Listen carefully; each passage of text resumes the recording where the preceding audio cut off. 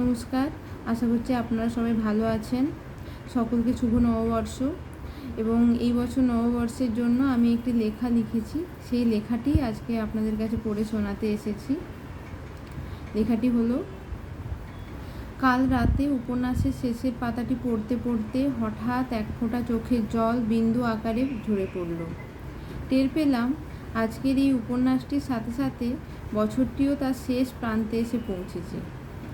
আগামীকাল আবারও একটি নতুন বছর একটি নতুন উপন্যাসের মতোই ধারাবাহিকভাবে ভালো মন্দ মিলিয়ে কিছু অদ্ভুত নতুন অভিজ্ঞতা, নতুন প্রাপ্তির বার্তা দিয়ে যাবে।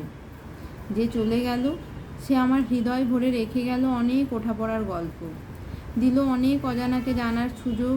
আবার যার আগমন ঘটল সে নিয়ে এলো একরাশ আনন্দ উল্লাস, সুন্দরকে আরও সুন্দর করে তোলার বার্তা দিল। শোক, তাপ, রুক্ষতা মুছে জীবনকে উপভোগ করার বাণী শোনালো।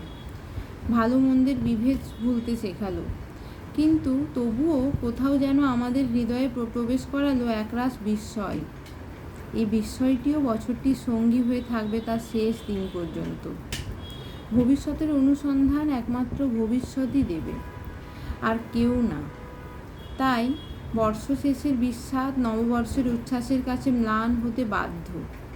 পুরানো বইটির পাতাগুলির মতোই পুরানো বছরটিও স্মৃতি হয়ে থেকে যাবে আজীবন, আর নতুন বছরটি তার সমস্ত শুভ আলিঙ্গনে আমাদের আচ্ছাদিত করে রাখুক। নববর্ষ যে আনন্দ উত্তেজনার বার্তা নিয়ে এলো তা বছরের শেষ দিন পর্যন্ত বিরাজ করুক সম্মানের সহিত। পরিশেষে বলি, গুরুজনদের প্রণাম, আর বাকি সকলের জন্য আমার আকণ্ঠ মধুভরা ভালোবাসা। ঈশ্বরের আশীর্বাদে নতুন বছর সবার জন্য শুভ হোক। সকলে ভালো থাকবেন। এই পর্যন্তই।